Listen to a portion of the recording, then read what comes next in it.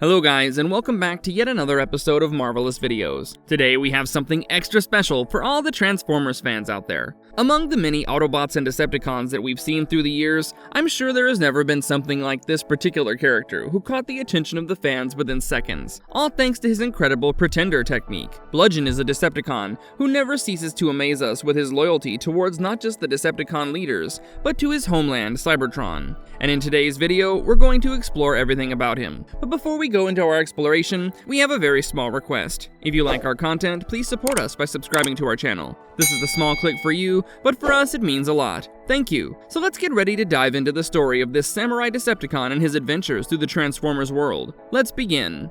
Who is Bludgeon? We got our first glimpse at Bludgeon in 1989. He was introduced as a Transformer known as the Decepticon Pretender. This means he can conceal his true identity and take a different form. As a Pretender, his inner biomechanical shell was able to transform him into a tank from a robot. This appeared as a green tank with a purple shooter, a truly convincing tank. His real identity was his outer biomechanical shell. Using this, he would take the form of a samurai skeleton. This samurai's face was entirely skeleton. His shield of clothing was of yellow and orange colors with a hint of gray, while his headgear was red. On one hand, he could be seen holding a white weapon, a katana, and on the other, the shooter of the tank became his shield. The fact that he can technically conceal his samurai identity is what makes him an interesting character in the Transformers mythology.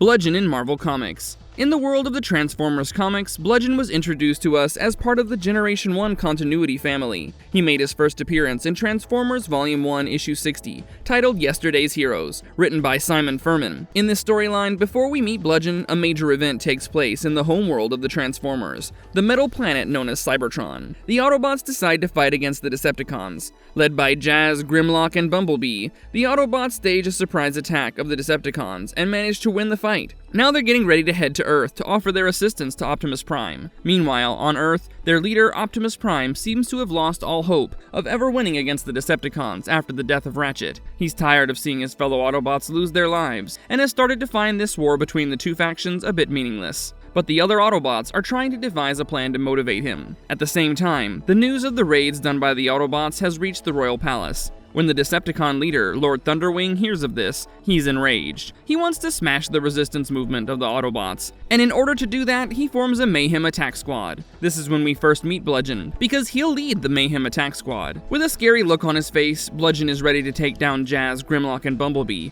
and turn them from today's heroes to yesterday's zeros. His squad consists of Needlenose, Stranglehold, Octopunch, Snarler, and Spinister. Bludgeon goes looking for the Autobots, and in the graveyard of a city on Cybertron, he picks up a signal from some irradiated fuel that was planted by Thunderwing. He's finally reached the Auto base, along with Stranglehold and Octopunch. Just as the Autobots are saying their goodbyes, Bludgeon tries to stop them by jamming his blade through the dimensional interface, the transportation machine. Instead of the intended result, the Autobots, along with Bludgeon, Stranglehold, and Octopunch, are all transported to a rather strange place. We soon found out that they had reached the center of Cybertron, known as Primus. Later, Bludgeon and the Mayhems fail to stop the Autobots and accidentally wake a sleeping Primus, but soon they all get transported to Earth. The Mayhems then join the Decepticons on Earth, who are led by Scorponok. Bludgeon informs Scorponok that an imminent threat is looming over the heads of all Transformers. Since Primus is now awake, the Chaos Bringer Unicron will soon come to destroy all Transformers. In their fight against the Decepticons,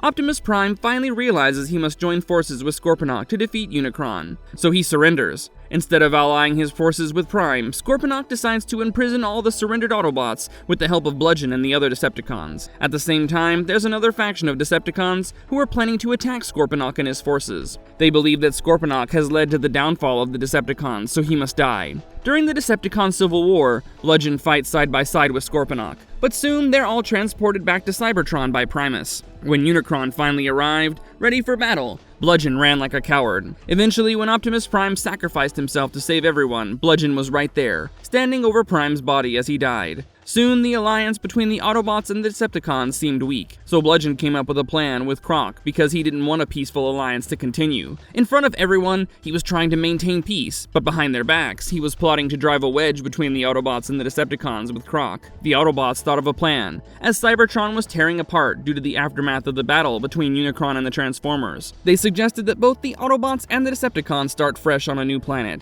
but Bludgeon wanted to show everyone that the Autobots were weak, so he wrecked the Autobot ship and gathered gathered all the Decepticons. He gave them a very convincing speech, and asked them to fight and overthrow the Autobots, as the Decepticons have always done. And with this, he sort of became the new leader of the Decepticons. Bludgeon then decided to take all the Decepticons with him to the planet known as Clo. The inhabitants of Clo didn't see this coming, and were easily overpowered by the Decepticons. But Bludgeon thought that they were too weak to rule over. They didn't challenge them enough for him to be able to show off his power. But soon, Croc realized that their ships were bugged, and the Autobots knew where they were, and they were coming for them. Bludgeon and the Decepticons were ready with an ambush for the Autobots. Initially, it looked like the battle might have been leaning in favor of the Decepticons, since only 5 Autobots had escaped Bludgeon's ambush. Soon, Bludgeon received a surprise visit. The Transformer known as the Last Autobot arrived at Clo with the Neo Knights, and none other than Optimus Prime, resurrected from the dead. Bludgeon and the Decepticons lost the battle since the last Autobot was able to revive all the fallen Autobots. So Bludgeon told the Autobots that he would take the Decepticons and hold the honor of voluntary exile. But secretly, he told Stranglehold to gather everyone and not lose hope because they would fight again.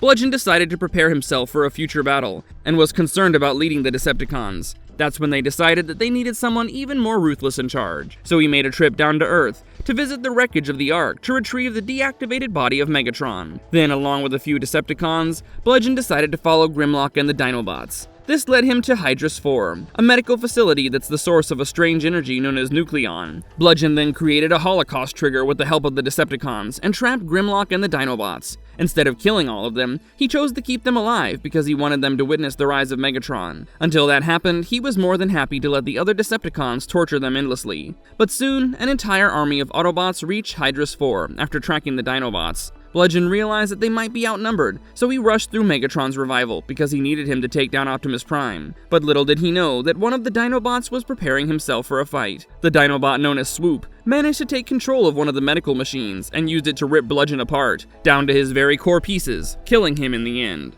Bludgeon in IDW Comics. Megatron wanted to get his hands on Metroplex, the Autobot Titan, during the war. In order to find him, he ordered Bludgeon to kidnap Alpha Trion, one of the oldest Transformers. So Bludgeon came up with a plan to abduct Ratchet in the guise of scheduling an exchange of prisoners with the Autobots. He decided on the prisoner swap location as the Rust Spot in Cybertron. Bludgeon made such an elaborate plan because he knew that the Autobots would end up taking the help of Alpha Trion to navigate through the Rust Sea, which would give him a chance to kidnap Alpha Trion. Everything was going according to his plan, but due to one of the hostage exchangers, Orion Pax, Bludgeon couldn't get his hands on Alpha Trion, so he wanted to take revenge on Orion. As a result, he grabbed him and tied him to a shuttle that he programmed to crash into the closest settlement. Orion tried to talk Bludgeon down so that he would get weak, but it didn't work, and then he blasted Orion into space. Soon after, Metroplex left Cybertron, so once again, Bludgeon had to make a new plan. He decided to follow him through the starship Empyrean. Another Decepticon known as Thundercracker, who was on Bludgeon's team,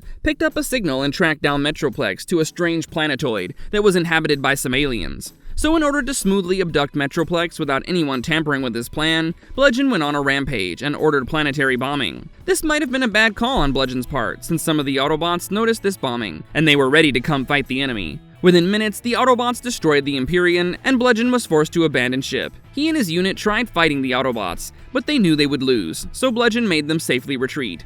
That's when Thundercracker told him that there was no trace of Metroplex on this planet anymore. Due to this mishap, Bludgeon ordered Thundercracker to be removed from his team because he held him guilty of leading the Decepticons into an Autobot trap. Now this is when Bludgeon's story in the IDW continuity gets even more interesting. Forget about Metroplex. Bludgeon was soon given a mission that led him to an even higher purpose. Megatron put him in charge of a group of Decepticons that consisted of Finback, Bombburst, Skullgrin, and Iguanus. Shockwave had vanished, and Megatron wanted Bludgeon and his team to investigate what projects he was working on. Soundwave was also dispatched by Megatron to spy on them. During his search, Bludgeon stumbled upon Shockwave's work on Regenesis. This happened at the perfect time, because soon he and his team found the remnants of the Decepticon, who was responsible for the Cybertronian apocalypse, the infamous Thunderwing. This was a complete surprise to everyone, and Bludgeon was entirely convinced that Thunderwing was an apocalyptic avatar. So he decided that he needed to bring back the glory of the now destroyed Cybertron, and the way to do this was by resurrecting Thunderwing.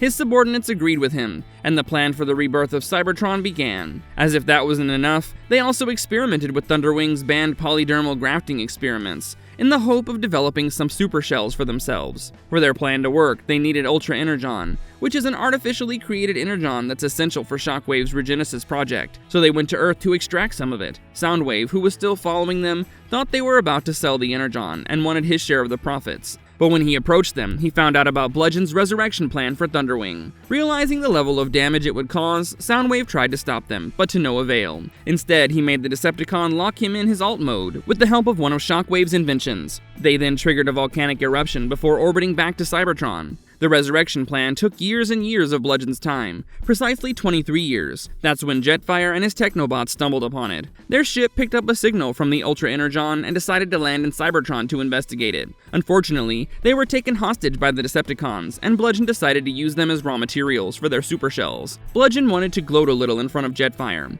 so he explained his entire plan to him. He wanted to prove to Jetfire that he had made the right decision by attempting to resurrect Thunderwing, because that was exactly what Cybertron needed for its rebirth. But of course, Jetfire disagreed with him, which started to annoy Bludgeon, so he ordered his Decepticons to send him where they took the other Autobots. Thunderwing had a blank neuroscape, so Bludgeon connected his mind to an Axis cradle and sent him on a mission to destroy the planet known as Nebulous. His plan was to keep sending Thunderwing to different planets to cause mass destruction, so that Cybertron's reputation as the supreme power survived. But soon after he sent Thunderwing on his first mission, Optimus Prime and the Wreckers landed on Cybertron to attack Bludgeon's base. Iguanus saw this and ran to find Bludgeon, who at that moment was wearing his full polydermal armor. But the news of Prime's attack made Bludgeon hurry, and he ignored the fact that the shell wasn't entirely mentally aligned with him yet. It resulted in a psychic backlash that potentially destroyed him, even before the Wreckers could do any harm to him. This level of damage was sure to leave Bludgeon's mind in pain, but Prime still thought that it was too easy of a punishment for the crimes that Bludgeon had committed. Eventually, after the Autobots defeated Thunderwing,